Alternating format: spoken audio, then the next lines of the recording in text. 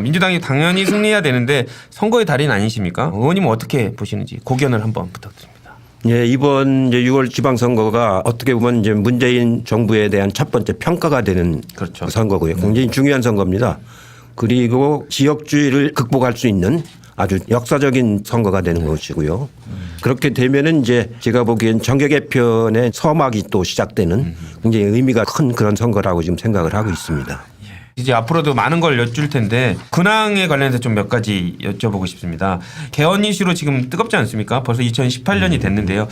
의원님은 어떻게 최근에 지내고 계셨는지 근황 한번 여쭙고자 합니다. 예, 지난해 12월에 이제 문재인 대통령 정상회담 할 때 제가 특별 수행원으로 가서 뒷바라지를 했고 그 이어서 이제 중국 측에서 후단대, 복단대하고 청와대 같은 데서 연설을 좀 해달라고 그래서 그쪽 사람들하고 접촉하면서 연설 준비하는 걸로 지금 하고 있습니다. 중국에 이번에 이제 뭐 방문하셨으니까 이제 뭐 저희 원고에는 없지만 편하게 여쭤보겠습니다. 하여튼 국민들 입장에서는 중국에서부터 한국으로 오던 관광객이라든지 사실은 이런 여러 가지들이 많은데 저희가 어쨌든 지난 정부에서 사드 배치를 너무 성급하게 진행하면서 굉장히 어려운 외교적 상황 아니겠습니까? 근데 그럼에도 불구하고 어쨌든 지금 잘 풀려가고 있는 국면이긴 한데 두 가지로 여쭤보면 한 가지는 이것들이 좀 잘 풀려나갈 것인지 우리 의원님께서 예측하실 때 풀려나갈 것인지에 대한 부분하고요. 그리고 결과적으로 보면 어쨌든 이 자영업자나 이런 분들은 중국 분들이 많이 오셔야 되는데 말이죠. 이런 것까지는 어떻게 전망하신 잠깐 여쭤보고 싶습니다. 지금 이제 사드 문제에 관해서는 단계적으로 풀고 있거든요. 지난번 전면적으로 이제 봉쇄가 돼 있었는데 한꺼번에 풀 수가 없으니까 단계적으로 풀어가지고 평창 올림픽 때는 단체 관광객들이 많이 오게끔 지금 많이 풀어지고 이제 있는 단계고요. 예, 앞으로 이제 사드를 추가 배치하느냐 안 하느냐 그에 따라서 이제 또 양상이 많이 달라질 겁니다. 여기서 이제 또 추가 배치를 하게 되면은 지난번보다도 더 경색될 가능성이 높고 그런 추가 배치만 없으면은 단계적으로 이제 원만하게 잘 풀어져 나갈 거라고 보는데 제 생각으로는 한중 관계가 원체 서로 경제 의존도가 높기 때문에 사드 추가 배치 안 하고 이렇게 풀어나가는 것이 매우 중요하다고 생각을 하죠. 네. 좀 화제를 살짝 바꿔서 지난 시간에요. 추미애 대표님이 출연을 하셨었는데 이해찬 의원님께서 차차기 대선 그렇죠. 후보로 추미애 대표님을 지목하신 부분에 대해서 저희가 여쭤봤었거든요. 그랬더니 저희에게 성급하시네 이렇게 답변으로 일축을 하셨는데 추미애 대표님께 오디오 편지 한번 써주실까요? 저희가 잔잔하게 막 깔아드릴게요. 용기를 내 뭐 이런 거. 뭐.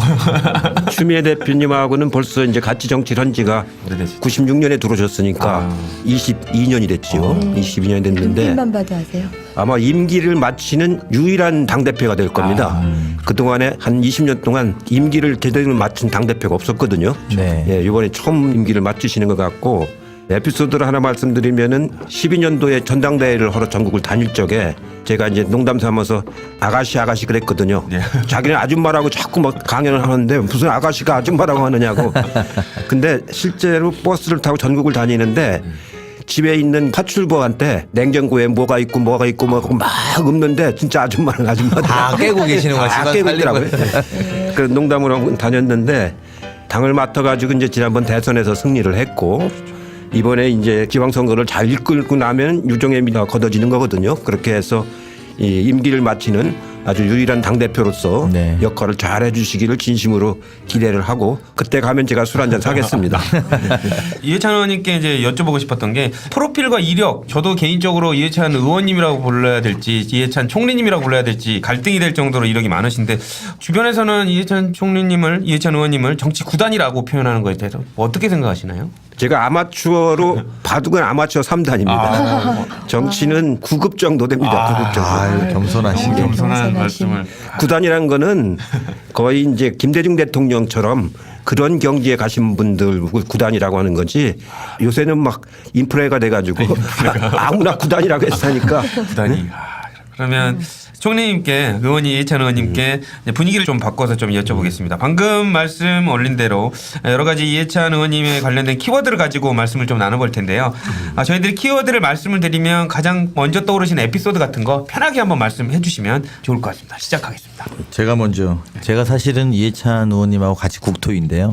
저는 이해찬 의원님이 국정감사 20대 국회의 첫 번째 국감에서 첫 번째 하던 질문을 저는 아직도 못 잊어먹습니다. 저희가 수자원 공사를 갔을 때인데요. 그때가 처음으로 여당이 다 파행을 놓고 국회에 안 들어왔을 때인데 일주는 저희만 했었죠. 네, 첫 번째 주는 우리만 하고 이제 나머지는 같이 했는데 그때 이해찬 의원께서 내가 국정감사가 25번째인데 이렇게 시작하시는 25번째인데 여당이 안 들어온 건 처음이요. 이렇게 하면서 질문을 하셨어요. 근데 제가 구문이 앉아갖고 저는 이제 초선이고 젊은 의원 편에 속하는데 거기 앉아서 있는데 여기서 25번째 국정감사를 한다라고 이야기하면 저 듣는 분들이 소위 이제 피감 기관들의 입장에서 보면 많이 됐어야 한 3-4번 정도 국정감사 하거든요. 그분들은. 그러니까 이제 오히려 그분들 이전 선배들이 했던 국감까지 내용을 다 알고 있기 때문에 후덜덜하겠네요. 그 질문 자체가 이미 송곳이고 날카로운 면도날 같은 수밖에 없고 그러니까 보통은 이 현안 정책의 현안이라든지 그 정책의 현황에 대한 답변을 주고받는다면 이해찬 의원의 질문은 이 정책이 왜 나왔는지 배경에서부터 짚어서 말씀을 하세요. 그러니까 이제 피감기관들이 당황스럽죠. 이게 왜 옛날엔 이랬는데 이게 이렇게 돼서 결과적으로 지금 이런 건데 왜 이렇게 하려고 하냐 이렇게 물어보니까 그거에 대한 준비가 안 돼 있는 피감기관들은 벌벌 떠는데 이런 키워드는 어떻게 생각하세요, 의원님? 제가 이제 13대 때부터 국회의원을 했으니까 지금 7선. 25번 이제 했는데 실제로 제가 20년 전 야당할 때 평화민주당하고 할 적에 김대중 대통령 밑에서 제가 정책의장을 여러 번 했거든요. 그리고 예결위를 88년부터 96년까지 매년 했어요. 8년 동안을. 예결위를 매년 하고 광주 청문회 같은 것도 하고 환노위를 주로 많이 하고 그러니까 상임이나 이런 거 할 적에 야당 때니까 질문이 날카로울 수밖에 없죠. 이제 그때 나온 그런 에피소드들이죠. 근데 이렇게 딱 하다 보면 피감기관 저기는 노력하려고 하는데 말 못하니까 좀 봐줘야겠다. 아니면 저쪽은 나한테 대놓고 거짓말을 하는 게 보인다. 뭐 이런 거 느끼시잖아요. 그러면요. 금방 알죠. 네. 우리 이제 경험이 많으니까 네. 벌써 이렇게 얼굴만 봐도 저건 거짓말한다. 안 한다. 그거 알고 정치에게 이제 맥락을 알기 때문에 금방 알죠. 근데 그러면 이제 상대적으로 다른 상대방 당 측에서 좀 어이없는 이렇게 주장을 한다거나 이렇게 피감기관을 좀 이렇게 공격하거나 이런 부분들은 솔직히 그런 부분들도 좀 충고를 해주시고 싶은 생각이 많이 드시겠어요? 그 사람들이 그 충고를 듣나요? 아유, 그렇죠. 네, 저는 그래서 가능한 그 사람들 질의할 때는 자리를 뜹니다. 왜냐하면 자꾸 그런 걸 들어보면 마음 상하고 복잡해지기 때문에 가능한 한 좋은 얘기를 들으려고 그러지 싫은 얘기는 안 들으려고 그러죠. 국정감사 한 25번을 해야지 할 수 있다는 거를 좀 상대방 자유한국당도 좀 알아주셨으면 좋겠습니다. 그래서 어떤 한 제도가 있으면 그거 역사적인 맥락을 다 깨고 계시니까 정말 피감기관들한테는 정말 가령 이런 거예요. 수자원공사 같은 경우 지금 부산제역에다가 에코델타 주택을 하고 있지 않습니까? 그건 LH공사 일이거든요. 수자원공사가 할 일이 아닌데 4대강 사업 때문에 수자원공사가 빚이 많이 생겼거든요. 8조나 빚이 생겨가지고 그 빚을 갚기 위해서 다른 공사가 할 일을 지금 밀려서 받은 거거든요. 그러니까 정책에 혼선이 오고 막 그러는 거죠. 그 얘기를 지금 했던 겁니다. 네, 맞습니다. 자, 두 번째 키워드는요. 문제는 리더다를 꼽아봤는데요. 이 키워드는 의원님께서 직접 저자로 참여하신 책 제목이기도 하죠. 네, 그렇습니다. 정관용이 네. 묻고 의원님 또 윤여준, 남재희, 김종민 이렇게 전체가 이제 5분이 참여하셨던 건데 이거랑 관련돼선 또 어떤 말씀 주실 수 있을까요? 문제는 리더다. 제일 중요한 건 이제 퍼블릭 마인드입니다. 그날 거기서 그런 얘기를 많이 했는데 리더의 가장 중요한 덕목은 퍼블릭 마인드거든요. 공인 의식이 있어야 되거든요. 그걸로 모든 게 다 이제 거기서부터 시작하는 거기 때문에 퍼블릭 마인드라는 건 뭐냐면 역사적인 흐름이 있고 사회 구조적인 구조가 있잖아요. 그걸 이제 공시성과 통시성이라고 그러는데 구조는 공시성이고 흐름은 통시성이고 그러니까 두 개가 맞춰지는 지점에서 퍼블릭 마인드가 나오는 거거든요. 역사적 맥락과 현재의 사회경제 구조 속에서 이 문제를 어떻게 처리할 건가. 그게 이제 퍼블릭 마인드의 핵심이거든요. 그걸 잘 아는 사람이 좋은 정치도 하게 되고 좋은 리더가 되는 거죠. 그러면은 공시성과 통시성, 구조와 시간이 이렇게 시줄 날줄처럼 엮이는 가운데에서 퍼블릭 마인드, 공인의식이 나온다고 하셨는데 그럼 지금 우리 문재인 대통령 이 두 가지 준비하고 계신 거죠? 예, 문재인 대통령은 이제 노무현 대통령 때 쭉 같이 해왔던 경험이 있지 않습니까? 네. 그렇기 때문에 그 맥락을 잘 알죠. 통시성. 예? 대통령의 역할이 뭐라고 하는 그 맥락을 잘 알고 그다음에 이제 공부를 굉장히 열심히 하잖아요. 그렇죠. 그래가지고 지금 우리나라 정책에 관해서 아무 그 원고 없이 누구하고도 토론할 수 있을 정도로 학습을 많이 했거든요. 네. 그게 이제 큰 능력입니다. 두 개를 같이 이제 가지고 있는 그런 아주 훌륭한 지도자라고 볼 수가 있죠. 그 리더로 이제 말씀드릴 것 같으면 저는 그거를 여쭤보고 싶었습니다. 의원님께. 김대중 대통령인가 노무현 대통령님 의원님과 그 민주화의 동지라고 말씀드려도 과언이 아닐 것 같은데요. 그분들과의 뭐 인연이라 이런 거 한번 말씀 주셨으면 좋겠습니다. 김대중 대통령은 저한테는 정치적인 스승이고요. 네. 동지가 아니고 스승이고 노무현 대통령은 이제 정치를 함께 시작한 동지라고 볼 수가 있죠. 김대중 대통령은 인동초입니다. 그야말로 인동초여가지고 살아있는 생물처럼 정치가 움직이니까 그에 이제 대응을 해나가는 거죠. 대응을 해나갈 때 하시는 늘 말씀이 뭐냐면 학자적 양심과 상인의 지혜를 가져라 이런 말씀을 하셨어요. 학자적 양심. 정치인이라고 하는 건 학자적 양심을 갖되 상인의 지혜가 있어야 된다. 그래야 움직이는 생물과 같은 정치를 해나갈 수 있다. 헤쳐나갈 수 있다. 이제 그런 말씀을 하셨고요. 노무현 대통령은 정말로 열정이죠. 아주 열정적이고 그러면서도 아주 인간적입니다. 그리고 이제 혜성처럼 나타나신 분 아닙니까? 그렇죠. 김 대통령은 막 그 옛날 50년대부터 시작해서 90 몇 년에 와서 이제 대통령이 되신 거고 노무현 대통령은 이제 88년에 시작해가지고 10몇 년 만에 대통령이 되신 거죠. 혜성처럼 나타나가지고. 근데 어떻게 보면 두 분이 참 대비가 많이 되는데 공통점은 민주주의와 국가에 대한 책임의식이 굉장히 강해요. 두 분 다. 그리고 이제 이런 역사성, 도덕성 이런 거에 대한 책임의식이 굉장히 강한 분들이죠. 네. 그런 부분들은 충분히 두 분 다 훌륭한 리더로서의 자질을 갖고 계신다. 차이점은 뭐가? 아까 말했던 차이점은 이제 해성 그리고 또 이렇게 오랫동안 해온 이런 것들 그렇죠. 과정이 좀 다르게 진입 경로가 달랐던. 김 대통령은 인동초고 예. 노무현 대통령은 혜성처럼 나타나는 분이죠.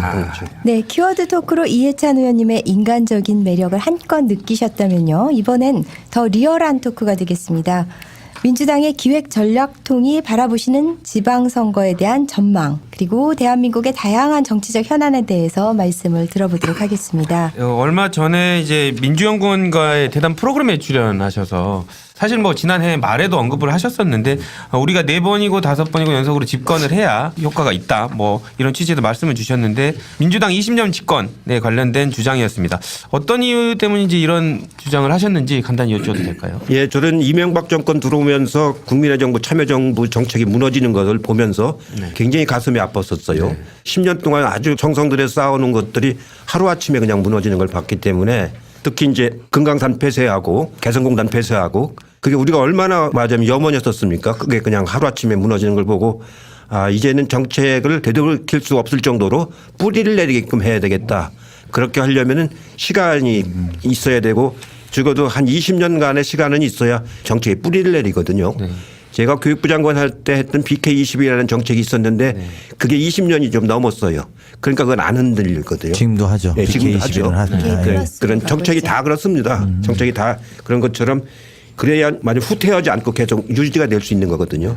유럽의 정치도 보면은 유럽은 이제 내각제들이 많은데 그러면서도 그 영국 같은 경우 노동당과 보수당이 이제 교대로 하지 않습니까? 네, 그렇죠. 대개 16년, 대개 4번 정도씩 하고 이렇게 정권이 교체가 되거든요. 그래서 그 정책들이 어느 정도 이제 뿌리를 내리게 되는데 우리는 10년 갖고는 제가 보기에는 어림도 없어요. 그래서 제가 자꾸 20년을 강조하는 것이지 우리가 뭐 장기 집권하겠다는 게 아니고 정책에 맞은 뿌리가 내리게끔 해야 된다 그런 뜻입니다. 그래서 실제적으로 정책을 발의해서 그게 국민들 사이에 스며들어서 효과를 보는 데까지 걸리는 시간이 사실상 한 20년. 그리고 이제 그 20년의 평가를 바탕으로 그 다음번에 좀 새로운 걸 내든지 뭐 이제 이렇게 가야 된다는 말씀이시잖아요. BK21로 예를 들어주시니까 딱 마음에 와닿네요. 사실 대학 재정지원 사업들 뭐 새로운 게 생겨나고 또 금방 없어지고 하는데 얘는 확고하게 뿌리를 내렸거든요. 저는 뭐 어떻게 보면 이해찬 의원님 되게 그 상실감이 많이 느끼셨을 것 같아요. 우리가 이렇게 초석을 닫아놨는데 그걸 이어가지 못하고 어떻게 보면 허물어뜨려 버리는 이 군형을 보셨을 때 되게 기분이 많이 언짢으셨을 것 같은데. 언짢은 정도가 아니고 큰 무슨 뭐라고 할까 자식을 잃어버리는 것 같은 그런 안타까움을 많이 느꼈죠.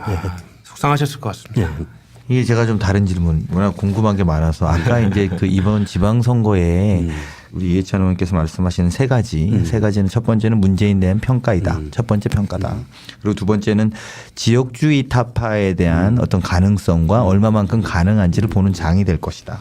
그리고 세 번째가 이것이 이제 이루어진다면 정계 개편의 서막이 될 것이다. 이렇게 보신 거잖아요. 근데 이게 제가 보면 셋 다 전제가 민주당이 이겨야지 이게 가능한 이야기거든요. 당연하죠. 네, 민주당이 이겨야 평가도 잘 받는 것이고 또 지역주의 타파라는 것은 뭐 영남 지역까지 또는 뭐 우리가 아직 진출하지 못한 지역까지 진출해서 또 평가를 받는 것이고 이제 이렇게 되면 정계 개편의 서막에 대한 부분인데요. 굉장히 이른 이야기이긴 합니다만 사실 지금 국민의당과 뭐 바른정당이 미래당이라는 이름으로 이미 하나를 했고 또 남은 분들이 남은 국민의당의 남은 분들이 소위 호남 의원들 중심으로 해서 또 이제 한 축으로 오늘도 뉴스가 과반이 되네 안 되네 이런 것들이 쟁점으로 나오는데요. 어떻게 보십니까? 그러니까 정계 개편이라는 것이 통합하는 방식도 있을 것이고 저희가 연정하는 방식도 있을 것이고 아니면 제일 낮은 수위에서는 사안별로 연대하는 수준도 있을 텐데요. 이게 과정을 다 밟게 될 거라고 보십니까? 아니면 물론 전제는 지방선거를 저희가 다 이기고 나면 이걸 어떻게 좀 보십니까? 이제 지방선거에서 어느 정도 누가 어떻게 이기느냐에 따라 결과가 달라질 건데요. 네. 제가 보기에는 이제 자유한국당 저 경우가 이제 얼마나 방어를 하느냐.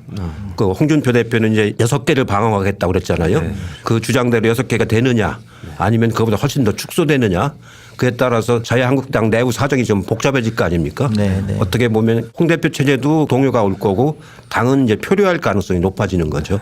왜냐하면 그 다음에 자기 국회의원들 총선이 오기 때문에 이제 그렇게 하고 미래당이라든가 여기는 뭐 작은 정당들이기 때문에 정계 개편에 큰 변수가 되지는 못하겠죠.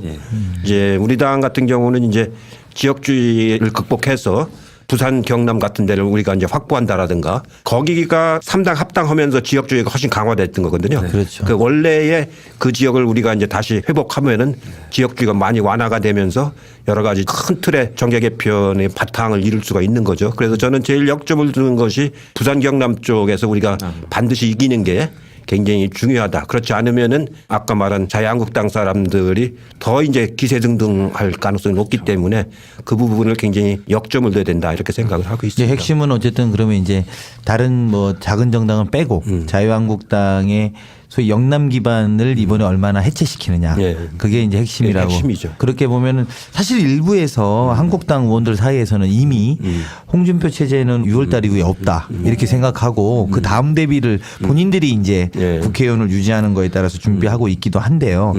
실제로 이번 지방선거를 통해서 가령 이제 우리 당이 압승하면 상당 부분 많이 정당을 흔들 수는 있다고 보시는 거죠. 아니 우리가 흔드는 게 아니고 자기들이 동요해 가지고 많이 그 지역에서 우리가 이제 자치단체 장을 확보하면은 그 얘기는 이제 그 지역이 이제 자유한국당이 독점하던 시대가 끝났다는 얘기가 되지 않습니까? 그렇게 되면은 제가 보기에는 총선에서도 우선 자기 앞에 발등에 불이 떨어진 거기 때문에 자기들이 도생할 수 있는 방법들을 가지고 굉장히 동요를 하겠죠 이제. 그러면 저쪽 그 자유한국당 방금 말씀 주신 대로 자살골 자멸하는 거 말고 우리가 아까 말씀 주신 20년 집권을 위해서 우리가 조금 준비해야 될 것은 뭐가 있을까요? 아주 많죠. 우리가 이제 우선 국민들로부터 신뢰를 받는 게 제일 중요한 겁니다. 국민들로부터 신뢰를 받는 게 이제 제일 중요한 거고 또 하나는 정당이 스스로 자기 혁신을 하는 게 굉장히 중요한 거거든요. 우리나라 정당이 21세기에 들어와가지고 이렇게 SNS 인터넷이 굉장한 시대가 되는데 정당은 그런 것을 하나도 수행을 못했어요 그동안에. 최근에 와서 이제 우리 당이 그나마 조금 하고 있는 편인데 아주 초보적인 단계 아닙니까? 그러니까 사회 변화에 따라서 정당이 여러 가지 바뀌어 나가야 되거든요. 자기 혁신을 통해서. 그렇게 하고 인재를 양성해야 돼요. 정당 내에서 인재를 양성해가지고 좋은 인재를 국민들한테 선보여야 되는 게 중요하고요. 그다음에 정책을 성공시켜야죠. 가령 일자리 정책이라든가 여러 가지 국민들이 체감할 수 있는 정책을 성공시키는 게 중요한 겁니다. 정책의 성공이 없는 정당은 존재 가치가 없는 거거든요. 제가 이제 여기 독일의 3인당이라든가 영국의 노동당 같은 걸 유심히 보는데 그 사람들이 그 지역에서 뿌리낼 수 있던 건 다 정책적 성공들을 거뒀거든요. 그게 이제 큰 밑바탕이 된 거죠. 20년 집권을 이루어야 된다고 말씀을 주셨는데 그 의원님께서 이런 20년 집권에 대해서 말씀하시면서 이런 20년 집권에 대한 의원님의 마지막 역할을 하시겠다라고 하셨는데 그 마지막 역할이 혹시 뭔지 제가 조금 더 부연해서 질문드리면 사실 이거 매우 예민한 질문이 될 수는 있을지 모르겠는데 그 하반기 지금 사실 이 얘기를 꺼내는 게 적절한지 모르겠습니다만 하반기 국회의장의 유력한 후보로 지금 하마평에 오르신 걸로 알고 있는데요. 다른 곳에서는 들을 수 없는 그런 답변일 것 같아서 어떻게 의원님의 국무총리 경력이 뭐 발목을 잡을 수도 있다 뭐 이런 얘기도 있고 허심탄회하게 혹시 말씀 주실 수 있을까요? 옛날에는 이제 국회의장은 선수가 제일 많은 사람이 그냥 일반적으로 하는 게 관행이었었거든요. 그래서 최근에 와서는 이제 의원들이 직접 선출을 합니다. 네. 우리 이제 민주당 의원들 전체가 이제 의원총회에서 선출을 하거든요. 그러니까 의원들이 프로 아닙니까? 프로 앞에서 선거운동 해봐야 뭐가 되겠어요. 다 유권자들한테 프로인데 맞으면 자기가 이번에는 유권자가 돼서 하는데 얼마나 선수들입니까? 그렇기 때문에 의원들한테 맡겨야 돼요. 의원들이 맡겨서 스스로 판단하게끔 해야 된다고 생각을 하죠. 의원들이 다 선거의 달인인 편인데 그 원내대표 선거 결과만은 정말 예측할 수가 없다. 네. 그 선거의 달인들을 대상으로 하는 또 선거이기 프로들한테 때문에. 뭐라고 하겠어요. 아니 이거는 이제 뭐 우리가 녹화 방송입니다만 제가 그냥 좀 예민한 질문인데 의원님 나오셨으니까 사실 이제 영남에 거론되는 주자들이 많은데 사실 현역 의원도 또 많이 거론됩니다. 그러니까 이제 현역 의원이 아닌 분이 나가서 우리가 의석도 유지하고 동시에 영남도 돌파가 되면 참 제일 좋은 모델이라고 생각하는데 또 약간 좀 부족하다. 현역 의원 뭐 A모 B모가 나와라 이런 이야기들도 구체적으로 하거든요. 그런데 또 우리 일당을 유지해야 되는 입장에서 보면 지금 저희가 한국당하고 4석밖에 차이 나지 않지 않습니까? 이것의 해법이라고 할까요? 그러니까 영남도 우리가 하고 또 이런 것들 일당을 유지하는 이런 것들에 대한 해법이라고 우리 당의 큰 전략을 전체적으로 생각하시는 분 중에 가장 제가 들을 수 있는 궁금해서 그렇습니다. 어떤 묘수를 한번. 묘수가 뭐가 글쎄요, 있을까 일당 하고. 유지하면서 또 지선에서도 그러니까 이기는. 이제 그 당내 경선할 때까지는 의원직을 안 내놓고 해도 되고 예. 본선에 나가려면 이제 의원직을 얼마 전에 내놔야 되겠죠. 근데 이제 의장 선거는 5월 달에 하게 됩니다. 그때 의석수가 어디가 있느냐에 따라 당 기호도 정해지고 일반. 이렇게 하는데 지금 4석 차이라서 뭐 거의 차이가 없다고 봐야죠. 다만 이제 현재 재판에 계류 중인 사람들이 있어요. 그 전에 재판이 30일 끝날 결론 날. 그런 사람들이 이제 몇 명 있는데 그 결과에 따라 또 이제 달라지고 이제 그러기 때문에 가능한 한 당에서도 지금 현역 의원들은 꼭 필요한 게 아니면은 좀 자제해 달라 이제 그런 방침인 것 같은데 그건 이제 한 사흘쯤 가봐야 될 겁니다. 현재로서는 아직은 좀 이르죠. 네.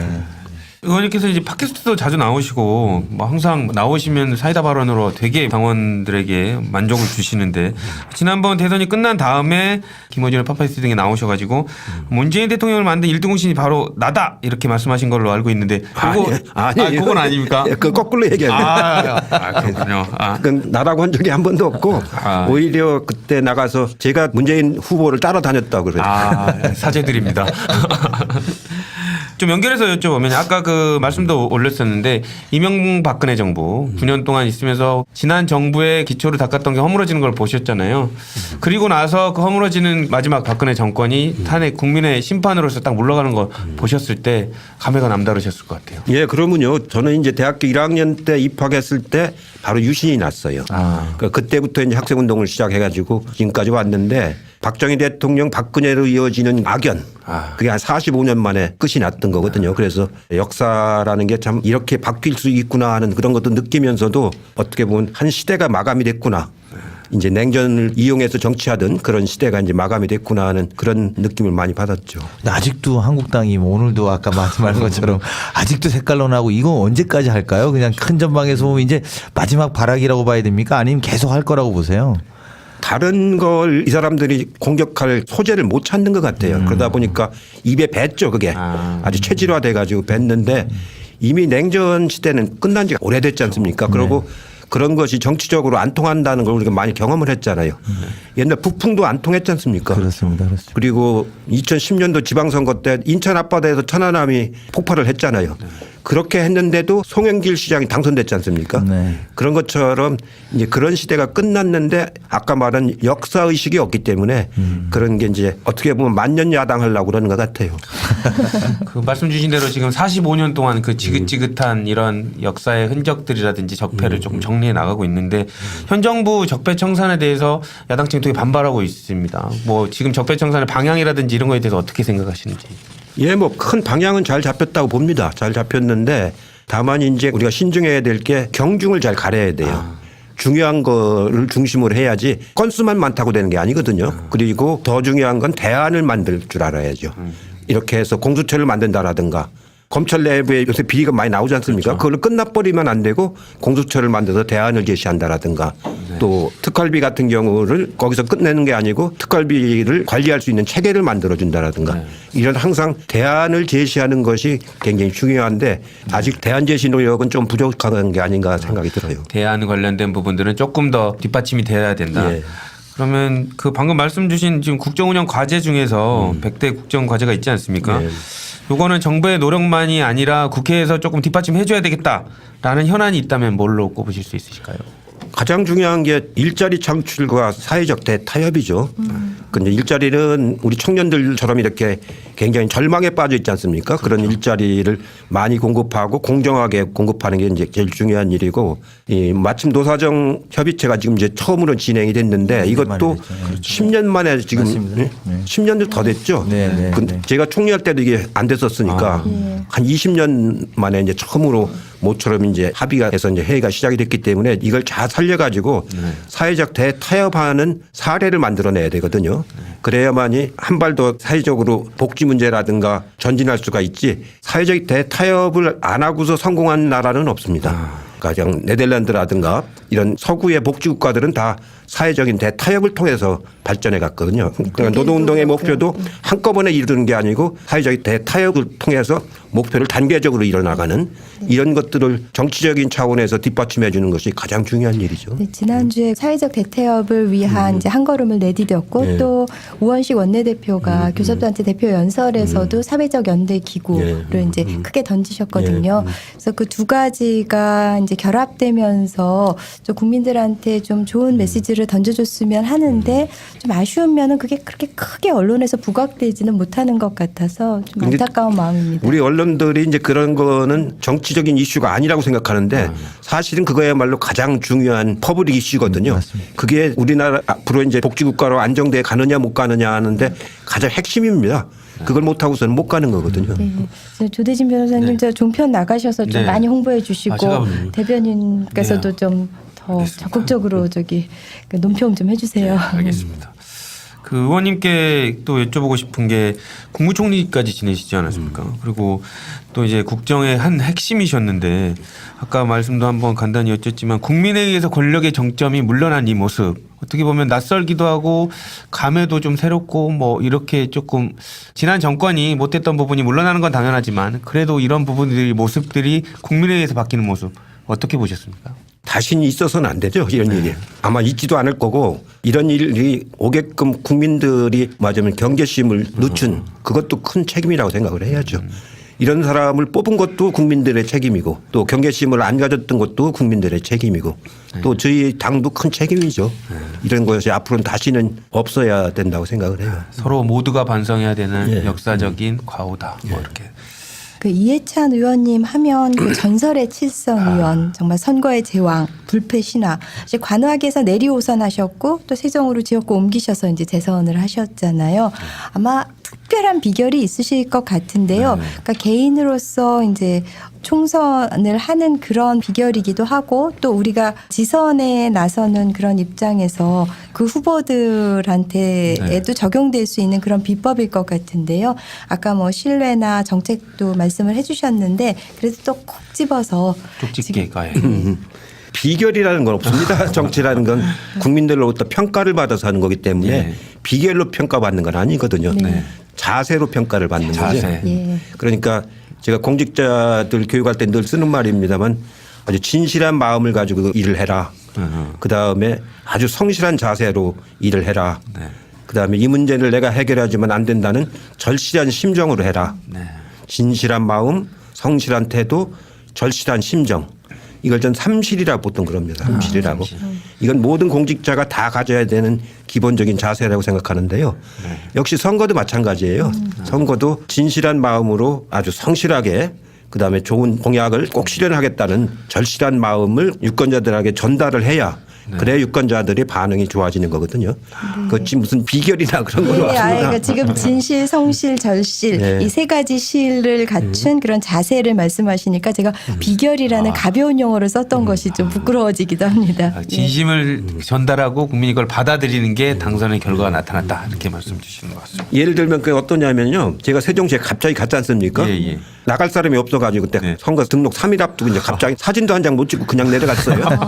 그 내려갔는데 내려가서 이제 노인정을 갔어요. 네. 그랬더니 이제 노인의 회장을 뵀더니 연세가 한 80쯤 되시는 분인데 제 손을 꼭 잡더니 상대 후보는 예. 총리 하려고 세종시를 백지화하려던 사람이 여기 출마했는데 이 총리는 총리까지 온 사람이 세종시 살리려고 여기까지 와서 야. 정말로 고맙다고 유권자가 나한테 고맙다고 해요. 후보한테. 그때 내가 그 얘기를 들으면서 아 이게 진실한 게 굉장히 중요하구나. 그 얘기를 듣고 또 한 군데 갔더니 비슷한 얘기를 해요. 이렇게 어려운 데까지 이렇게 왔느냐고. 그래서 내 속으로 아 이 선거는 끝났구나. 네? 이틀 만에 알았어요. 이제 아 이 선거는 끝났구나. 그게 이제 일반 국민들에게 깔려 있는 거예요. 진심으로. 예, 네. 진심으로. 그러니까 상대방 후보가 힘을 못 쓰는 거죠. 제가 3일 만에 갔고 그냥 번 거기서 거물이었었는데 그냥 선거 중도에 포기하다시피 하더라고요. 그렇죠. 네. 국민의 진심을 거스를 수는 없는 그런 상황이. 지금 세종시 얘기가 나왔으니까 연결해서 여쭤보면은요. 세종시를 명실상부한 행정수도로 만들기 위해서 국회 분원 설치를 이제 주장하고 계신데요. 지방 분권 또 지역 균형 발전의 일환이기도 하고요. 또 세종시 행정수도 문제는 개헌 이슈이기도 하는데 국회에서 잘 합의가 되면 좋겠지만 또 쉽지는 않아 보이고요. 여기에 대해서 또 좀 부연해 주시죠. 예, 이제 거기가 행정중심 복합도시로 이제 유연결정 나는 바람에 행정수도에서 축소가 됐지 않습니까? 네, 네. 헌법재판소 판결문에 보면은 청와대하고 국회는 이전을 못하도록 그렇게 아주 명시적으로 이제 돼 있습니다. 그래서 국회가 못 가는데 그러다 보니까 국회가 열리면 공무원들이 이제 서울로 한 3분의 2가 행정기관들이 지금 거기 가 있거든요.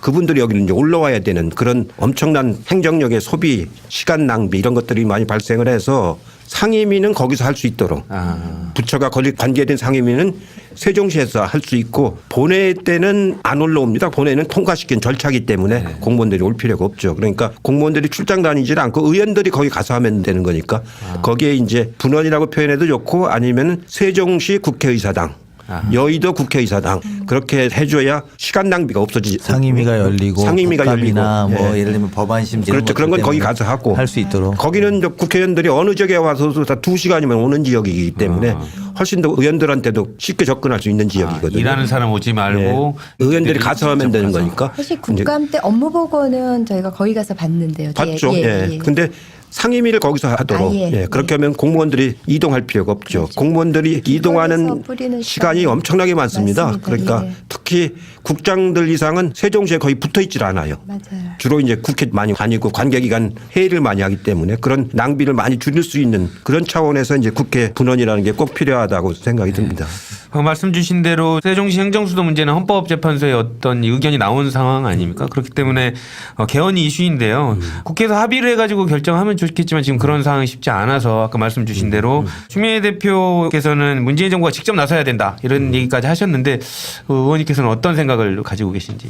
물론 정부도 노력은 해야죠. 노력은 해야 되는데 개헌이라고 하는 건 제적 3분의 2가 있어야 되기 때문에 200명 이상이 있어야 되기 때문에 그 야당의 전면적인 동의 없이는 불가능한 일이거든요. 현재. 그래서 야당하고 충분히 더 대화를 해서 하는 방법을 이제 찾아야 되는데 전면적인 개헌이 있을 수가 있고 동의되는 부분만 하는 개헌이 있을 수가 있고 이 개헌하는 방식도 다각적으로 생각을 해야 되거든요. 네. 프랑스 같은 데는 전국 선거가 있을 때마다 조금씩 개헌하지 않습니까? 네. 아주 부분 이렇게. 프랑스 같은 경우는 개헌을 수십 번 했어요. 해마다 하다시피 하니까. 우리는 개헌하면 막 통째로 해야 되는 것처럼 30년에 생각하는데. 한 번 이번에 하는 거니까 또. 그러니까 이제 그렇게 하는데 그렇게 하지 말고 좀 실용적으로 필요할 때마다. 합의되는 것부터 먼저 이렇게 해나가는 네. 그런 식으로 접근을 하고 크게 이제 야당과 합의되면 아주 좋은 거죠. 근데 야당이 한사코 반대할 때 정부가 처리할 수도 없고 또 괜히 그렇게 잘못해서 이것을 정략적으로 보이면 안 되는 거거든요. 진정성이 있어야 되는 거기 때문에 영야당이 반대한다면 더 협의를 계속 해나가야죠. 잠깐 다른 질문 좀 올려보겠습니다. 그 이해찬 의원님께서는 노무현 대통령님과 문재인 대통령님 두 분 다 인간 관계가 있으시지 않습니까? 정치적으로도 그렇고 두 분의 공통점과 차이점이 뭐가 있을까요? 예, 많아요. 그 이제 예를 들면은 옛날 저희가 제야 운동을 할 적에 예. 부산에서 이제 그분들은 제야 운동을 했거든요. 예, 그렇죠. 근데 사무실이 같은 층에 이렇게 붙어 있습니다. 그래서 별명이 노변이고 한 분은 문변이에요. 아. 그래서 부산 가면 문변, 노변 이렇게 이제 불렀었는데 마치 사자성어 같죠. 노변, 문변 하니까. 근데 데모를 하지 않습니까? 예, 그렇죠. 데모하다 경찰들이 막 쫓아오면은 문재인 대통령은 순순히 그냥 따라간대요. 아. 응? 그 노무현 대통령은 날 누워가라고 벌정 누워버리죠. 누워버리고 그러면 이제 강제를 끌고 가지 않습니까? 아, 예. 그러면 나중에 이제 보면은 문재인 대통령은 또박또박 반박한대요. 아. 응? 다 응해가면서. 네. 근데 노무현 대통령은 마음대로 해라, 마음대로 해. 일체 대꾸를 안 하고 근데 나올 때는 같이 나온대요. 그런 일화가 있는 것처럼 굉장히 문재인 대통령은 꼼꼼하고 아주 그 뭐라 그럴까 굉장히 절차 이런 걸 많이 따집니다. 따지고 노무현 대통령은 격정이 있죠. 응? 격정이 같이 저하고 상임위 해보면은 환노위 그때 같이 이제 오래 했거든요. 네. 보면 아슬아슬해요. 이해찬 의원님께서 아슬아슬할 정도라고 하시면 정말로 예. 알겠습니다. 예를 들면은 예. 그 현대중공업에서 파업이 나가지고 예. 저하고 이제 같이 거기를 갔어요. 갈 때 이제 가서 설득을 해서 파업을 중단시키자. 네네. 이제 그렇게 하기로 이제 하고 들어갔거든요. 그래가지고 이제 경찰한테도 우리가 들어가서 설득할 테니까 최루탄 그만 쏴라. 그 이제 최루탄을 뚫고 들어갔는데 나는 이제 거기 지도부들하고 파업을 이제 중단하고 조직을 보존해야 된다. 그게 길게 봐서 중요하다. 그리고 한참 하고 있는데 뭔 조직이야 조직은. 한번 붙어야지. 갈 적에는 설득하고 그래 가서는 오히려 거기 가서는 또 선동을 하는 거예요. 그걸 내가 보고 이거 참 못 말리겠다. 의원님은 이해찬 의원님은 부드러우신 분이셨군요. 못 들으면. 참 부드러운 이해찬 의원님이 보시기에도 요즘 자유한국당은 발목 잡기 형태가 너무 도를 지나치고 있는 것 같은데요. 아까 그 강훈식 의원님께서 말씀 주셨지만 반대를 위한 반대, 비판을 위한 비판 이렇게 많이 하고 싶지 않습니까? 근데 그들한테 한번 일침을 한번 가해 주십시오. 정권을 왜 뺏겼는가 이걸 잘 생각하셔야 되거든요. 저희도 이제 정권을 뺏기고 나니까 참 아쉽고 다른 것보다도 우선 정책이 무너져 내리니까 아쉽고 이제 그랬는데 그래가지고 절치부심하다가 이번에 이제 우리가 정권을 되찾아온 게 아니고 촛불혁명이 정권을 찾아준 거 아닙니까? 우리 스스로는 못 찾아왔죠. 지난 12년도에도 우리가 못 이겼으니까. 그 얘기는 무슨 얘기냐면은 자유한국당이 지금 촛불에 힘입어서 정권을 가져갈 가능성은 없잖아요.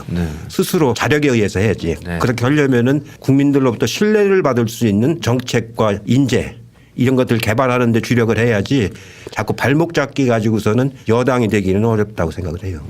우리들도 여당을 해봤으니까 뭐 비판하는 거에 대해서는 어느 정도 뭐 일리가 있는 부분은 받아들이겠지만 그게 아니라 반성이 먼저 해야 된다. 뭐 그러군요. 이런 말씀. 제가 하나 다른 거 여쭤보겠습니다. 지방선거 저는 이제 계속 오늘 그거 좀 많이 여쭤보고 싶어서요. 지방선거가 되니까 민주당은 아까 말씀하신 것처럼 현역 의원이 나가는 것을 좀 경계하는 네. 그래서 우리가 이후의 전국을 운영하는 데서 의회 역할이 중요하기 때문에 이제 그런 고민을 하는 거고요. 반대로는 한국당은 서로 안 나가려고 하는 양상이거든요. 이제 그러다 보니까 사실은 어떤 의미로 보면 저는 개인적으로 한국당이 좀 이 선거를 진다고 하더라도 자기네들이 할 역할은 하고 국민들한테 자기 내용을 전달하고 이런 과정이 있어야 되는데 아까 말씀하신 것처럼 가진 논리는 색깔 논리밖에 없고 사람들은 다들 이제 이 선거에 책임지기는 주저하고 이제 이런 양상인 것 같고 어떤 의미로 보면 아까 모두에 잠깐 말씀하신 것처럼 마지막 한국당이 심판받을 수 있는 또 다른 마지막 기회가 아닌가 이렇게 생각이 좀 드는 면은 있습니다. 근데 그럼에도 불구하고 사실은 미묘하게나마 여론조사가 조금씩 복원되고 있는 건 사실이거든요. 처음에 한 10% 12% 이 선에서 지금 뭐 어느 조사에 따라서 22%까지도 복원된 게 있는데 이거 전체적으로는 좀 더 복원될 거라고 보시는 편이세요? 아니면 현재처럼 민주당의 기운으로 쭉 이렇게 밀고 나갈 수 있다 이렇게 보시는 편이세요? 그게 이제 선거라는 게 참 그 미묘해서요. 지금 여론조사를 가지고 판단하면 안 돼요. 왜냐하면 지방선거는 투표율이 아주 낮습니다. 지금 여론조사는 대선 투표율 정도를 가지고 하는 여론조사고 지방선거는 투표율이 40%대로 떨어지거든요. 그렇기 때문에 골고루 다 40%로 떨어지는 게 아니고 특히 젊은 사람들이 많이 빠져가지고 연세 드신 분들은 다 그대로 투표를 하고 예, 젊은 사람들이 많이 빠져가지고 이제 투표율이 내려가는 거라서 지금 야당의 표는 하면 득표율은 더 올라갈 가능성이 높죠. 그렇기 때문에 지금 나오는 여론조사 가지고 낙관한다는 건 아주 큰 오류를 범할 수 있는 거기 때문에요. 현재로 봐서는 약간 유리하다라고 생각하는 것이지 큰 격차가 있다고 보시면 실제로는 투표를 하고 나면 굉장히 좁아진 결과를 만들 수 있기 때문에 그러면요. 지지자들이나 우리 당원도 좀 더 힘을 모으고 아니 그리고 조금 방심하면은 뒤집어질 수도 있다니까요. 긴장을 네. 해야겠네요. 이게 투표율이 40%대로 떨어지기 때문에 더군다나 이제 지금처럼 이렇게 막 여론조사 차이가 큰 것처럼 생각하면은 젊은 사람들이 아니 내가 안 찍어도 될 건데 뭐 이러면서 투표율이 더 떨어질 가능성이 있거든요. 그러니까 그런 점에서 아주 긴장을 하고 당도 그런 분위기를 잘 잡아나가야 되는 겁니다. 쉽게 볼 상황이 아니라 오히려 약간 유리하긴 하지만 그렇게 그냥 지금처럼 격차가 나오는 건 아니라는 얘기죠. 큰 선거를 거의 기획을 하다시피 했는데 항상 선거라고 하는 건 끝나고 보면 큰 차이가 아닙니다. 이번 문재인 대통령만 예상대로 큰 차이로 끝났지 어떤 선거도 그렇게 큰 차이로 끝난 적이 없거든요. 지나고 나면 다 박빙이고. 예, 다 박빙이고. 제가 교육에 관심이 많아서 한 가지 또 예민할 수 있는 질문 드리고 싶은데요. 이해찬 세대라는 용어가 있었죠. 98년, 99년 이때 교육부 장관 하시면서 특기 하나만 있어도 대학 간다 이렇게 말씀하셨고 그걸로 인해서 한 2002학번 요때가 학력이 급격히 낮아졌다. 그래서 주로 비판적인 관점에서 이해찬 세대를 얘기했었어요. 근데 지금 시점에서는 그 공과를 따져봐야 되지 않는가 하는 생각이 들어요. 그러니까 요즘 뭐 자유학기제도 있고 사실 그런 어떤 지식 중심 교육보다는 역량 중심 교육을 강조하고 있고 굉장히 20여 년 전에 해안을 가지고 미래 교육의 방향을 제시하셨던 게 아닌가 이런 생각이 지금 와서 드는 거예요. 그러니까 특기 하나만 가지고 대학 갈 수 있다라는 건 제가 한 말이 아니고요. 언론이 쓴 글입니다. 예. 어떻게 근데 학교를 가는데 한 과목까지 가요? 아니 근데 그게 이해찬 그 의원님의 그 언급이었던 것으로 계속 아니 그 생산이 언론이 됐었잖아요. 막 그렇게 예. 얘기한 거지. 네. 어떤 교육부 장관이 한 과목 갖고 대학 갔다는 그런 바보가 어디 그것도 있겠어요? 정말 와전된 거예요. 그때 강조한 건 뭐냐면은 지식 정보화 시대로 가면서 사고의 다양성이 있어야 되고 창의성이 있어야 되고 그렇죠. 그래야 된다. 그리고 특기 적성을 잘 찾아야 된다. 맞습니다. 그래서 입시 과목도 바꾸게 되는 겁니다. 그때는 이제 점수만 가지고 갔잖아요. 그래서 다양하게. 선출 방식을 다양하게 해서 심층 면접도 하고 시험도 보고 기술 또 시험도 보고. 학교에서 평가도 네, 보고 이렇게 학생부도 학생부도 반영하고, 하고 이렇게 예. 다양하게 해서 맞아 진로를 다양하게 열어주는 이런 방식으로 가는데 그게 이제 애들한테 좀 어렵긴 어려워요. 그렇게 하려니까.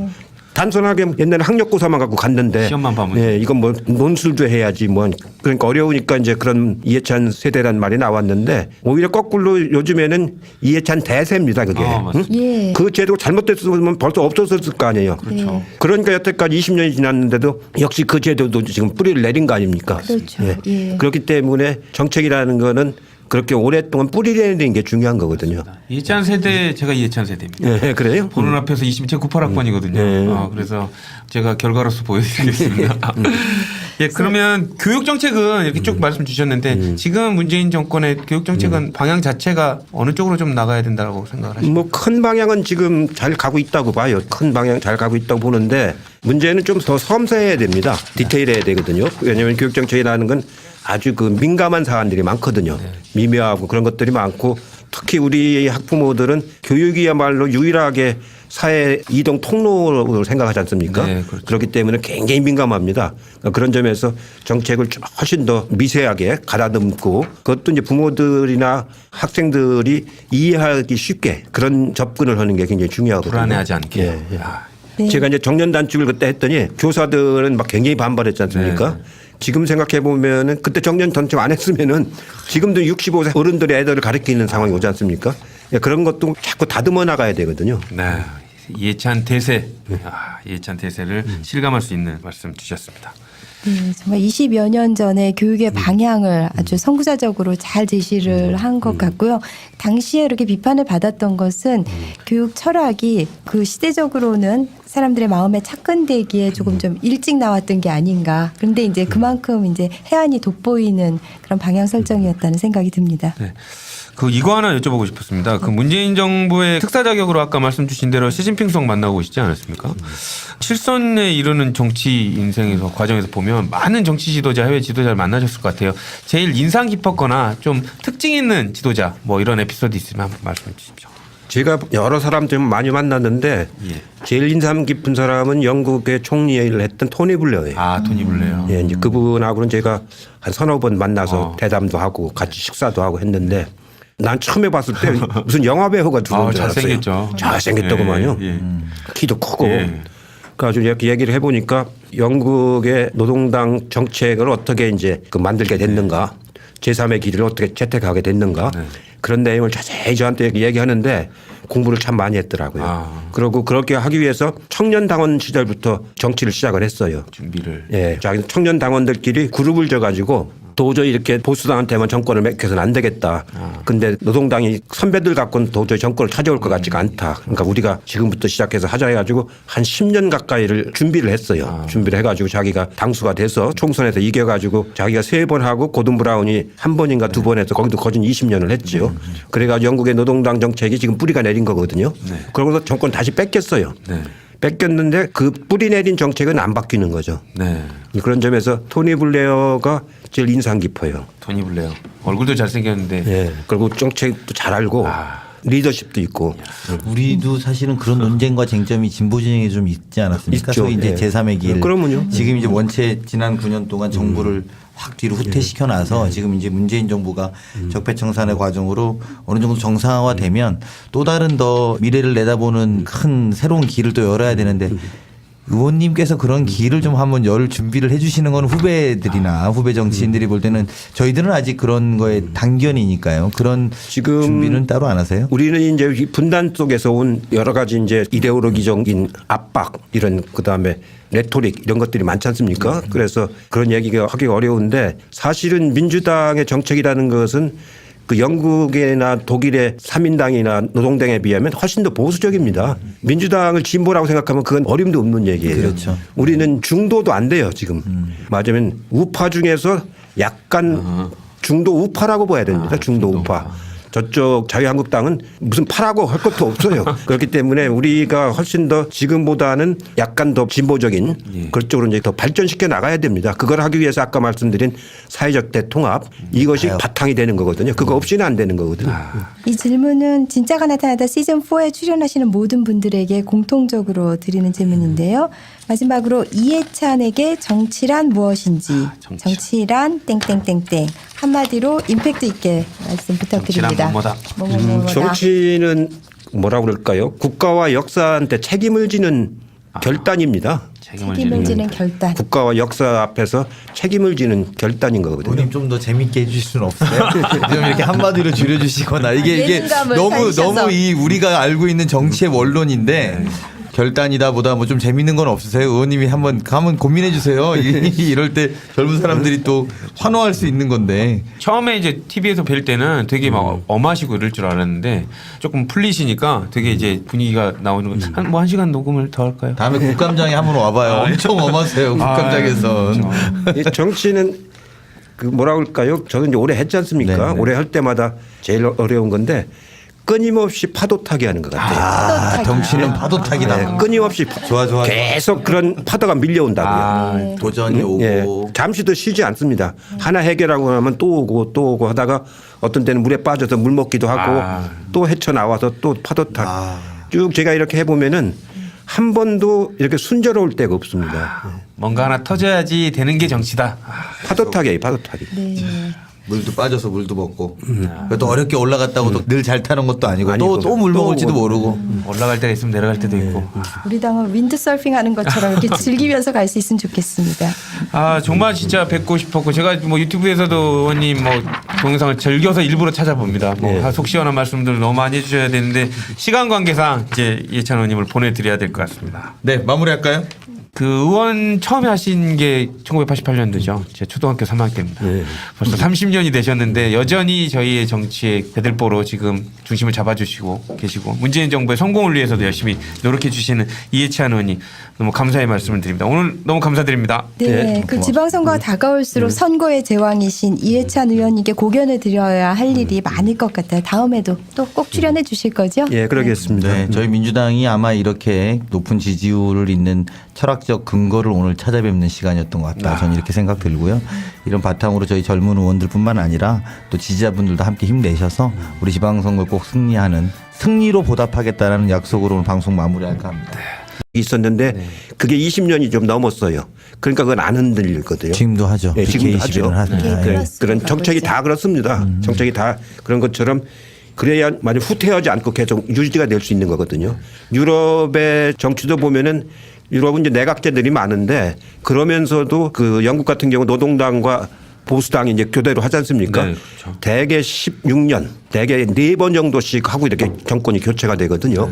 그래서 그 정책들이 어느 정도 이제 뿌리를 내리게 되는데 우리는 10년 갖고는 제가 보기에는 어림도 없어요.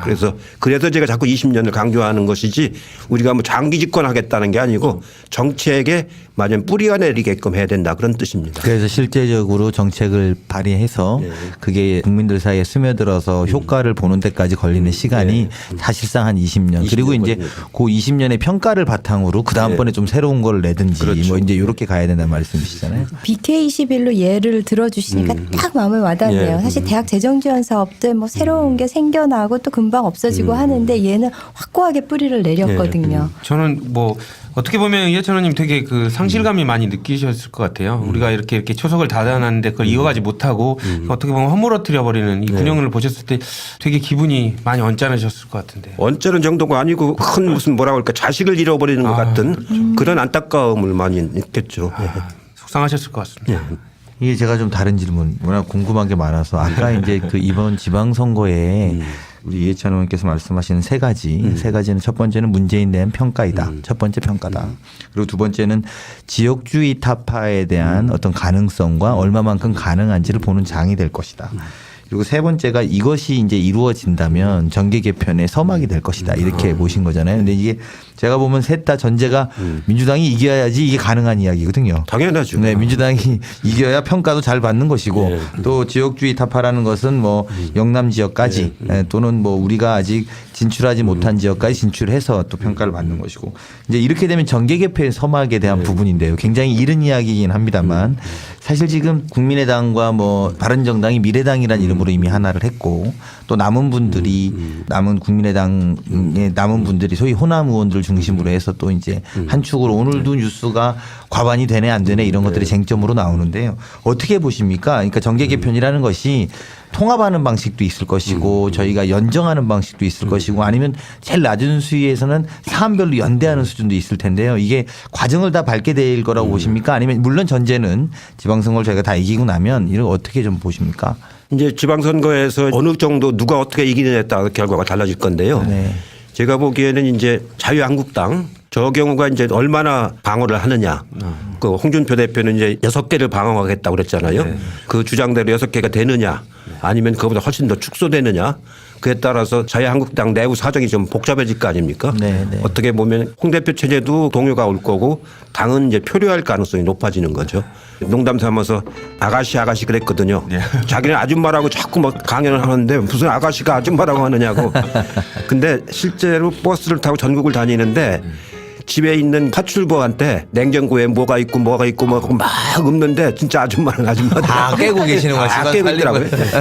그 농담으로 하고 다녔는데 당을 맡아가지고 이제 지난번 대선에서 승리를 했고 이번에 이제 지방선거를 잘 이끌고 나면 유종의 미가 걷어지는 거거든요. 그렇게 해서 이 임기를 마치는 아주 유일한 당대표로서 네. 역할을 잘 해주시기를 진심으로 기대를 하고 그때 가면 제가 술 한잔 사겠습니다.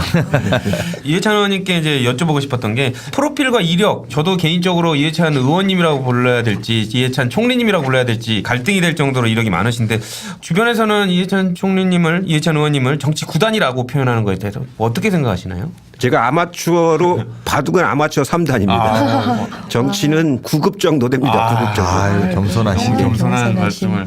구단이라는 거는 거의 이제 김대중 대통령처럼 그런 경지에 가신 분들 구단이라고 하는 거지 요새는 막 인프레가 돼가지고 아무나 구단이라고 했으니까. 구단이. 그러면 총리님께 이해찬 의원님께 분위기를 좀 바꿔서 좀 여쭤보겠습니다. 방금 말씀 올린 대로 여러 가지 이해찬 의원님에 관련된 키워드를 가지고 말씀을 좀 나눠볼 텐데요. 저희들이 키워드를 말씀을 드리면 가장 먼저 떠오르시는 에피소드 같은 거 편하게 한번 말씀해 주시면 좋을 것 같습니다. 시작하겠습니다. 제가 사실은 이해찬 의원님하고 같이 국토인데요. 저는 이해찬 의원님이 국정감사 20대 국회의 첫 번째 국감에서 첫 번째 하던 질문을 저는 아직도 무리지 못습니다. 저희가 수자원 공사를 갔을 때인데요. 그때가 처음으로 여당이 다 파행을 놓고 국회에 안 들어왔을 때인데 일주는 저희만 했었죠. 네, 첫 번째 주는 우리만 하고 이제 나머지는 같이 했는데 그때 이해찬 의원께서 내가 국정감사가 25번째인데 이렇게 시작하시는 25번째인데 여당이 안 들어온 건 처음이요. 이렇게 하면서 질문을 하셨어요. 근데 제가 구문에 앉아갖고 저는 이제 초선이고 젊은 의원 편에 속하는데 거기 앉아서 있는데 여기서 25번째 국정감사를 한다라고 이야기하면 저 듣는 분들이 소위 이제 피감 기관들 입장에서 보면 많이 됐어야 한 3-4번 정도 국정감사 하거든요. 그분들은. 그러니까 이제 오히려 그분들 이전 선배들이 했던 국감까지 내용을 다 알고 있기 때문에 후덜덜하겠네요. 그 질문 자체가 이미 송곳이고 날카로운 면도날 같은 수밖에 없고 그러니까 보통은 이 현안 정책의 현안이라든지 그 정책의 현황에 대한 답변을 주고받는다면 이해찬 의원의 질문은 이 정책이 왜 나왔는지 배경에서부터 짚어서 말씀을 하세요. 그러니까 이제 피감 기관들이 당황스럽죠. 이게 왜 옛날엔 이랬는데 이게 이렇게 돼서 결과적으로 지금 이런 건데 왜 이렇게 하려고 하냐 이렇게 물어보니까 그거에 대한 준비가 안 돼 있는 피감 기관들은 벌벌 떠는데 이런 키워드는 어떻게 생각하세요, 의원님? 제가 이제 13대 때부터 국회의원을 했으니까 지금 7선. 25번 이제 했는데 민주당이 당연히 승리해야 되는데 선거의 달인 아니십니까? 의원님은 어떻게 보시는지 고견을 한번 부탁드립니다.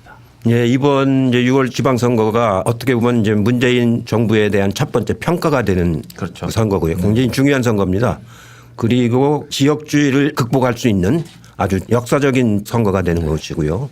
그렇게 되면은 이제 제가 보기엔 정계 개편의 서막이 또 시작되는 굉장히 의미가 큰 그런 선거라고 지금 생각을 하고 있습니다. 이제 앞으로도 많은 걸 여쭐 텐데 근황에 관련해서 좀 몇 가지 여쭤보고 싶습니다. 개헌 이슈로 지금 뜨겁지 않습니까? 벌써 2018년이 됐는데요. 의원님은 어떻게 최근에 지내고 계셨는지 근황 한번 여쭙고자 합니다. 예, 지난해 12월에 이제 문재인 대통령 정상회담 할 때 제가 특별수행원으로 가서 뒷바라지를 했고 그 이어서 이제 중국 지역에서 후단대, 복단대하고 청와대 같은 데서 연설을 좀 해달라고 그래서 그쪽 사람들하고 접촉하면서 연설 준비하는 걸로 지금 하고 있습니다. 중국에 이번에 이제 뭐 방문하셨으니까 이제 저희 원고에는 없지만 편하게 여쭤보겠습니다. 하여튼 국민들 입장에서는 중국에서부터 한국으로 오던 관광객이라든지 사실은 이런 여러 가지들이 많은데 저희가 어쨌든 지난 정부에서 사드 배치를 너무 성급하게 진행하면서 굉장히 어려운 외교적 상황 아니겠습니까? 근데 그럼에도 불구하고 어쨌든 지금 잘 풀려가고 있는 국면이긴 한데 두 가지로 여쭤보면 한 가지는 이것들이 좀 잘 풀려나갈 것인지 우리 의원님께서 예측하실 때 풀려나갈 것인지에 대한 부분하고요. 그리고 결과적으로 보면 어쨌든 이 자영업자나 이런 분들은 중국 분들이 많이 오셔야 되는데 말이죠. 이런 것까지는 어떻게 전망하시는지 잠깐 여쭤보고 싶습니다. 지금 이제 사드 문제에 관해서는 단계적으로 풀고 있거든요. 지난번 전면적으로 이제 봉쇄가 돼 있었는데 한꺼번에 풀 수가 없으니까 단계적으로 풀어가지고 평창 올림픽 때는 단체 관광객들이 많이 오게끔 지금 많이 풀어지고 이제 있는 단계고요. 예, 앞으로 이제 사드를 추가 배치하느냐 안 하느냐 그에 따라서 이제 또 양상이 많이 달라질 겁니다. 여기서 이제 또 추가 배치를 하게 되면은 지난번보다도 더 경색될 가능성이 높고 그런 추가 배치만 없으면은 단계적으로 이제 원만하게 잘 풀어져 나갈 거라고 보는데 제 생각으로는 한중 관계가 원체 서로 경제 의존도가 높기 때문에 사드 추가 배치 안 하고 이렇게 풀어나가는 것이 매우 중요하다고 생각을 하죠. 네. 화제를 살짝 바꿔서 지난 시간에요. 추미애 대표님이 출연을 하셨었는데 이해찬 의원님께서 차차기 대선 후보로 추미애 대표님을 지목하신 부분에 대해서 저희가 여쭤봤었거든요. 그랬더니 저희에게 성급하시네 이렇게 답변으로 일축을 하셨는데 추미애 대표님께 오디오 편지 한번 써주실까요? 저희가 잔잔하게 한번 깔아드릴게요. 용기를 내 뭐 이런 거. 뭐. 추미애 대표님하고는 벌써 이제 같이 정치를 한 지가 오래됐어요. 96년에 들어오셨으니까 22년이 됐죠. 22년이 됐는데 눈빛만 봐도 아세요. 아마 임기를 마치는 유일한 당대표가 될 겁니다. 그동안에 한 20년 동안 임기를 제대로 마친 당대표가 없었거든요. 네. 예, 이번에 처음 임기를 마치시는 것 같고 에피소드를 하나 말씀드리면은 12년도에 전당대회를 하러 전국을 다닐 적에 제가 이제 대통령의 역할이 뭐라고 하는 그 맥락을 잘 알고 그다음에 이제 공부를 굉장히 열심히 하잖아요. 그렇죠. 그래가지고 지금 우리나라 정책에 관해서 아무 그 원고 없이 누구하고도 토론할 수 있을 정도로 학습을 많이 했거든요. 네. 그게 이제 큰 능력입니다. 두 개를 같이 이제 가지고 있는 그런 아주 훌륭한 지도자라고 볼 수가 있죠. 그 리더로 이제 말씀드릴 것 같으면 저는 그거를 여쭤보고 싶었습니다. 의원님께. 김대중 대통령인가 노무현 대통령님 의원님과 그 민주화의 동지라고 말씀드려도 과언이 아닐 것 같은데요. 그분들과의 뭐 인연이라 이런 거 한번 말씀 주셨으면 좋겠습니다. 김대중 대통령은 저한테는 정치적인 스승이고요. 동지가 아니고 스승이고 노무현 대통령은 이제 정치를 함께 시작한 동지라고 볼 수가 있죠. 김대중 대통령은 인동초입니다. 그야말로 인동초여가지고 살아있는 생물처럼 정치가 움직이니까 그에 이제 대응을 해나가는 거죠. 대응을 해나갈 때 하시는 늘 말씀이 뭐냐면 학자적 양심과 상인의 지혜를 가져라 이런 말씀을 하셨어요. 학자적 양심. 정치인이라고 하는 건 학자적 양심을 갖되 상인의 지혜가 있어야 된다. 그래야 움직이는 생물과 같은 정치를 해나갈 수 있다. 헤쳐나갈 수 있다. 이제 그런 말씀을 하셨고요. 노무현 대통령은 정말로 열정이죠. 아주 열정적이고 그러면서도 아주 인간적입니다. 그리고 이제 혜성처럼 나타나신 분 아닙니까?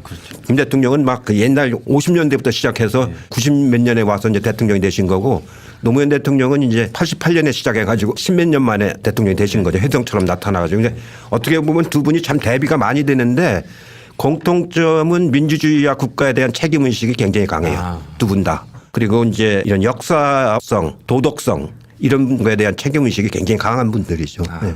그런 부분들은 충분히 두 분 다 훌륭한 리더로서의 자질을 갖고 계신다. 차이점은 뭐가? 아까 말했던 차이점은 이제 해성 그리고 또 이렇게 오랫동안 해온 이런 것들 과정이 좀 다르게 진입 경로가 달랐던. 김 대통령은 인동초고 예. 노무현 대통령은 혜성처럼 나타나는 분이죠. 네, 키워드 토크로 이해찬 의원님의 인간적인 매력을 한껏 느끼셨다면요. 이번엔 더 리얼한 토크가 되겠습니다. 민주당의 기획전략통이 바라보시는 지방선거에 대한 전망 그리고 대한민국의 다양한 정치적 현안에 대해서 말씀을 들어보도록 하겠습니다. 얼마 전에 이제 민주연구원과의 대담 프로그램에 출연하셔서 사실 뭐 지난해 말에도 언급을 하셨었는데 우리가 4번이고 5번이고 연속으로 집권을 해야 효과가 있다. 뭐 이런 취지에서 말씀을 주셨는데 민주당 20년 집권에 관련된 주장이었습니다. 어떤 이유 때문인지 이런 주장을 하셨는지 간단히 여쭤도 될까요? 예, 저는 이명박 정권 들어오면서 국민의 정부 참여정부 정책이 무너지는 것을 보면서 굉장히 가슴이 아팠었어요. 10년 동안 아주 정성들여 쌓아오는 것들이 하루아침에 그냥 무너지는 걸 봤기 때문에 특히 이제 금강산 폐쇄하고 개성공단 폐쇄하고 그게 우리가 얼마나 말하자면 염원이었었습니까? 그게 그냥 하루아침에 무너지는 걸 보고 이제는 정책을 되돌릴 수 없을 정도로 뿌리를 내리게끔 해야 되겠다. 그렇게 하려면은 시간이 있어야 되고 적어도 한 20년간의 시간은 있어야 정책에 뿌리를 내리거든요. 제가 교육부 장관 할 때 했던 BK20이라는 정책 실제로 제가 20년 전 야당할 때 평화민주당하고 할 적에 김대중 대통령 밑에서 제가 정책의장을 여러 번 했거든요. 그리고 예결위를 88년부터 96년까지 매년 했어요. 8년 동안을. 예결위를 매년 하고 광주 청문회 같은 것도 하고 환노위를 주로 많이 하고 그러니까 상임이나 이런 거 할 적에 야당 때니까 질문이 날카로울 수밖에 없죠. 이제 그때 나온 그런 에피소드들이죠. 근데 이렇게 딱 하다 보면 피감기관 저기는 노력하려고 하는데 말 못하니까 좀 봐줘야겠다. 아니면 저쪽은 나한테 대놓고 거짓말을 하는 게 보인다. 뭐 이런 거 느끼시잖아요. 그러면요. 금방 알죠. 네, 우리 이제 경험이 많으니까 네. 벌써 이렇게 얼굴만 봐도 저건 거짓말한다. 안 한다. 그거 알고 정치에게 이제 맥락을 알기 때문에 금방 알죠. 근데 그러면 이제 상대적으로 다른 상대방 당 측에서 좀 어이없는 이렇게 주장을 한다거나 이렇게 피감기관을 좀 이렇게 공격하거나 이런 부분들은 솔직히 그런 부분들도 좀 충고를 해주시고 싶은 생각이 많이 드시겠어요? 그 사람들이 그 충고를 듣나요? 아유, 그렇죠. 네, 저는 그래서 가능한 그 사람들 질의할 때는 자리를 뜹니다. 왜냐하면 자꾸 그런 걸 들어보면 마음 상하고 복잡해지기 때문에 가능한 한 좋은 얘기를 들으려고 그러지 싫은 얘기는 안 들으려고 그러죠. 국정감사 한 25번을 해야지 할 수 있다는 거를 좀 상대방 자유한국당도 좀 알아주셨으면 좋겠습니다. 그래서 어떤 한 제도가 있으면 그거 역사적인 맥락을 다 깨고 계시니까 정말 피감기관들한테는 정말 가령 이런 거예요. 수자원공사 같은 경우 지금 부산제역에다가 에코델타 주택을 하고 있지 않습니까? 그건 LH공사 일이거든요. 수자원공사가 할 일이 아닌데 4대강 사업 때문에 수자원공사가 빚이 많이 생겼거든요. 8조나 빚이 생겨가지고 그 빚을 갚기 위해서 다른 공사가 할 일을 지금 밀려서 받은 거거든요. 그러니까 정책에 혼선이 오고 막 그러는 거죠. 그 얘기를 지금 했던 겁니다. 네, 맞습니다. 자, 두 번째 키워드는요. 문제는 리더다를 꼽아봤는데요. 이 키워드는 의원님께서 직접 저자로 참여하신 책 제목이기도 하죠. 네, 그렇습니다. 정관용이 네. 묻고 의원님 또 윤여준, 남재희, 김종민 이렇게 전체가 이제 5분이 참여하셨던 건데 이거랑 관련돼선 또 어떤 말씀 주실 수 있을까요? 문제는 리더다. 리더. 제일 중요한 건 이제 퍼블릭 마인드입니다. 그날 거기서 그런 얘기를 많이 했는데 리더의 가장 중요한 덕목은 퍼블릭 마인드거든요. 공인 의식이 있어야 되거든요. 그걸로 모든 게 다 이제 거기서부터 시작하는 거기 때문에 퍼블릭 마인드라는 건 뭐냐면 역사적인 흐름이 있고 네. 사회 구조적인 구조가 있잖아요. 네, 그렇죠. 그걸 이제 공시성과 통시성이라고 그러는데 구조는 공시성이고 흐름은 통시성이고 그러니까 두 개가 맞춰지는 지점에서 퍼블릭 마인드가 나오는 거거든요. 네. 역사적 맥락과 현재의 사회경제 구조 속에서 이 문제를 어떻게 처리할 건가. 그게 이제 퍼블릭 마인드의 핵심이거든요. 그걸 잘 아는 사람이 좋은 정치도 하게 되고 좋은 리더가 되는 거죠. 그러면은 공시성과 통시성, 구조와 시간이 이렇게 씨줄 날줄처럼 엮이는 가운데에서 퍼블릭 마인드, 공인 의식이 나온다고 하셨는데 그럼 지금 우리 문재인 대통령 이 두 가지 공부하고 계신 거죠? 예, 문재인 대통령은 이제 노무현 대통령 때 쭉 같이 해왔던 경험이 있지 않습니까? 네. 그렇기 때문에 그 맥락을 잘 알죠. 통시성. 예? 대통령